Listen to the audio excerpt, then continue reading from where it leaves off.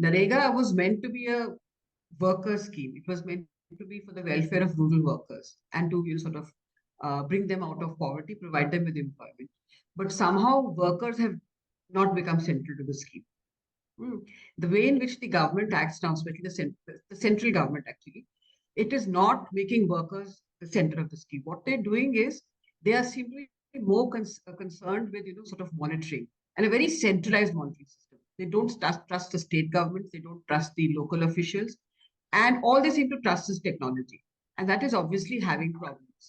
So they've introduced this mobile monitoring system. They've introduced this Aadhaar-based payment system. All that they've introduced, but that ground reports are saying that has not led to a decline in corruption. Actually, what is happening is, for example, with the NMMS, where people are supposed to take pictures, the same picture has been repeated very often. And money has been drawn for different schemes by showing the same people, same picture again and again. So taking pictures means every day there are tens and thousands of pictures coming, maybe lakhs of pictures coming. Who is supposed to monitor these, and who's going to verify whether these are correct or not? It seems like a very ridiculous system. So actually, within NREGA, you have the system of social audit. The Act itself has a social audit system. The Act itself has provisions for panchayats to monitor and to kind of plan for the schemes. Now, if you ignore that, it is impossible sitting in Delhi, no matter how sophisticated a computer system you may have, to actually understand where corruption is taking place and to actually control the scheme. The scheme can only be controlled by local people. It was designed like that. It was not designed for a centralized system. When we got the act, we designed it in that way, when we asked for the act. So it's like, trying to do something which is not possible. In the process, of course, workers are suffering. So forget about workers suffering. Maybe we're not concerned with workers suffering. Workers should not be central to the scheme. Even if we forget that, even from the point of view of decline in corruption and efficiency, this is not an efficient system. The NDA government seems to have a very opportunistic relationship with the NREGA. The first statement that came out, this famous Modi statement about how he wouldn't scrap NREGA but would keep it because it was a monument to the failure of the Congress, that people still had to dig holes after so many years, 60 years of attendance. So he would keep it as a monument to the failure of the Congress. The same scheme, when COVID happened, became the lifeline of the country. And we had the highest allocation for MGNREGA at that time. And there was the same person, the same prime minister was full of praises for it.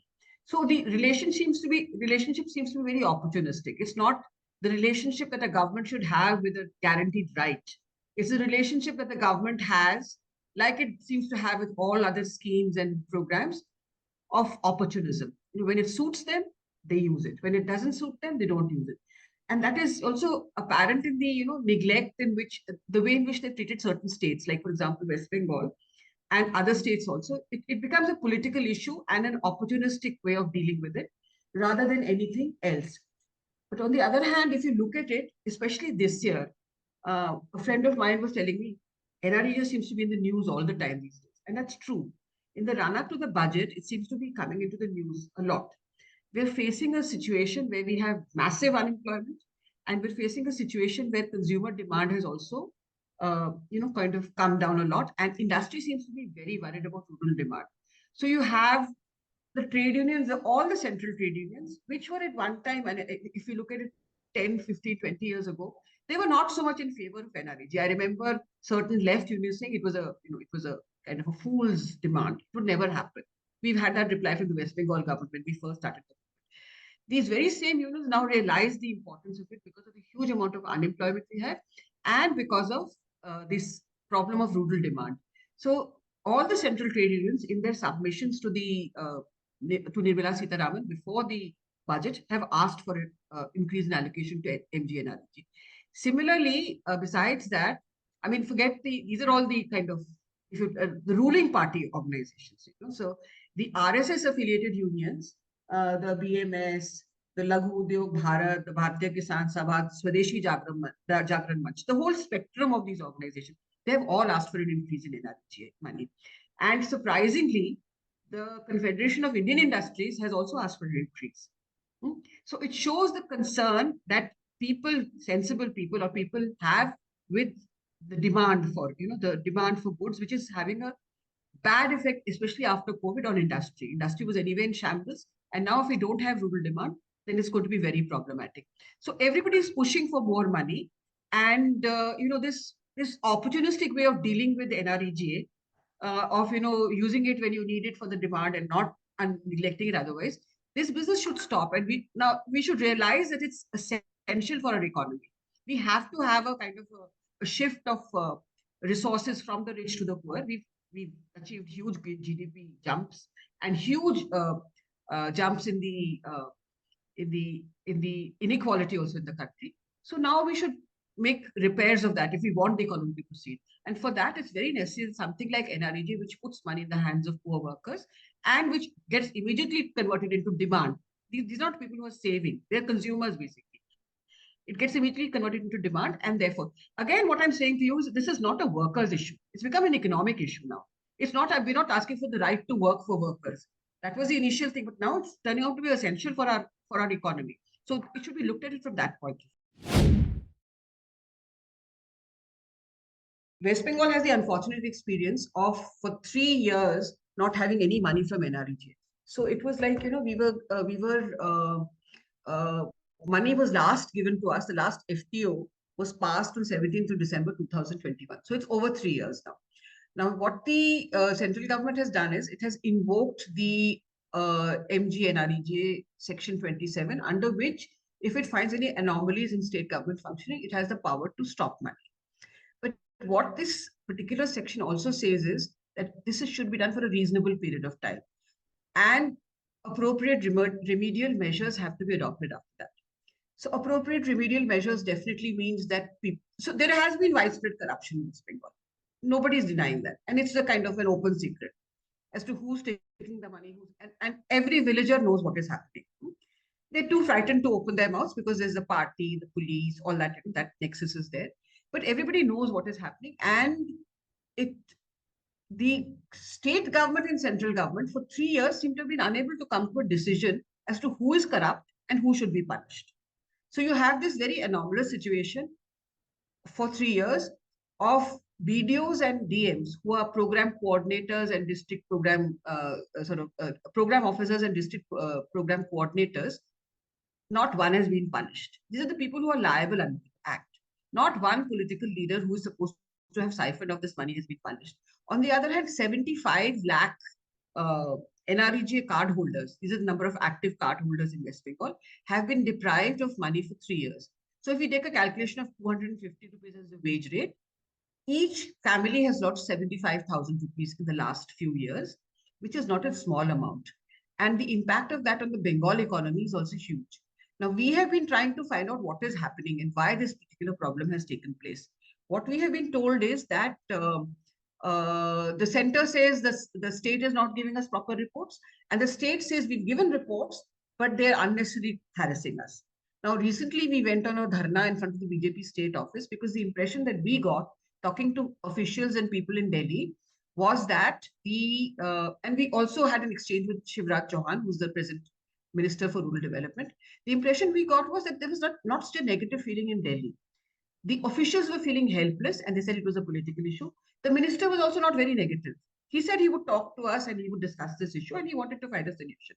So the impression we got was that the stoppage or the problem was being created by the Bengal BJP. So just 2 days ago, we went in front of their office in Dharna on Saturday. And we sat there in Dharna. And after some kind of acrimonious exchange where they felt we should have gone to Navanno, to the TMC office and not come to them, or to the government's headquarters and not come to them, there was a bit of acrimonious exchange. They wanted us to vacate the gate, etc., etc. All that they said. If the police doesn't come, we'll kick you out. All that they said. But finally, the person who was saying that, which was Shomik Bhattacharya, who's also now Rajya Sabha MP and a spokesman for the BJP, he was acrimonious in the beginning, but later on he agreed to meet 5 of us, and we went in a delegation to him. Now he says we have no option, we have no objections to what you're saying. We agree with you. that people are feeling bad, that it's, the law is not being used properly, etc. People are suffering, all that we agree. But our problem is the CAG. The CAG is objecting to us doing all these things. So our response was that this can't go on forever. We have to find a remedy. It's 3 years now, and you're supposed to find remedial measures. If you can't, let's have a consultation. Let's talk about it. Get the state government and the central government involved, and get us, people like us, also who are civil society and not with any party involved. We also asked him to set up. We have already given this proposal to Shivraj Chauhan also, that in each, firstly, the social audit should be strengthened, and people should become a bit more fearless in that. And the second thing is that the the the next thing is that you could set up committees which have opposition as well as ruling party people, and that could be used to sort out this problem. But we need the solution. That was basically our discussion with them. The NREGA Sangharsh Morcha, of which the Paschim Banga Khet Mazdoor Samiti is also part, has been demanding 200 days of work and 800 rupees as wages. According to, we use the 7th Planning Commission and their methodology for calculating wages. This is what our demand has been. And if you look at that demand and then look at the figures that are coming up, I just like to say 2-3 things to you. One is that the government is spending, the maximum it spent was during COVID, when it spent 0.56% of the GDP. So 0.5% of the GDP is the maximum that they've spent. We're asking for at least 1% of the GDP. The other thing is that they are, what happens each time is, because less of money is allocated, each year you have a backlog. So this year's budget is used to spend last year, to give last year's wages. So our calculations show that about 21 to 25% of the budget is being used to spend on on the backlog of wages. So actually, whatever they allocate to us, for example, they've allocated 86,000 crores this year. We ultimately get only 75% of that for this year. So that is one problem. And that is much, much less than even 0.5%. It's probably 0.2% of the GDP and all. So we have made calculations about what is it that we should get. So our calculation is, if you're supposed to give, what are they actually giving to us? With 86,000 crores, if we take the present wage rate, which is 249, that's the average wage rate in the whole country, we get only 34 days of work. That means 1/3 of the work that we're supposed to get. If the budget increases to 400 rupees, which is what the Congress manifesto said, and also 375 is what the Anup Satpathy committee has said, which is the last kind of thing that we have on NREGA, which is 375. So 400 to 375, if we take, then this 86,000 rupees will give us 21 days. That means 1/5 of what we're supposed to get. And if we take it as 800 rupees, which is the living wage, which is actually the minimum wage for government employees and for generally everybody. That should be the minimum wage, the decent, not even the decent wage, just a minimum wage, a living wage. Then we would get only 11 days of work. So the budget is very, very much shorter than what it should be, much less than what it should be. So again, so we've done calculations where we've said that if you want to give us 100 days of work for everybody, then at a 249, which is the wage that the government is already giving to us, we need 2 lakhs, over 2.5 lakh crores. And that is 0.77% of the GDP. Okay. That is also not 1%. It's less than 1%. If you give us 400 rupees to all the job card holders, 375 or 400, the Anup Satpathy thing, then it comes to 1.25% of the GDP. Slightly over than the 1% that we're asking for. And if it's 800%, 800 rupees per day, it comes to 6.74 lakh crores, which is 2.5% of the GDP. So actually, for a satisfactory NREGA, which is actually giving people a decent living wage, we need 2.5% of the GDP, which we think is not a high figure because this is the largest workforce in the country. And again, as I've been saying right from the beginning, if you want rural demand to pick up, if we want the country to go further, if we want really growth in the country, we have to have rural demand. This would be the right amount of money to pay. So 2.5% of the GDP would be our ask, and at least 1% without any of these backlogs of wages. That should be what we would expect from the government.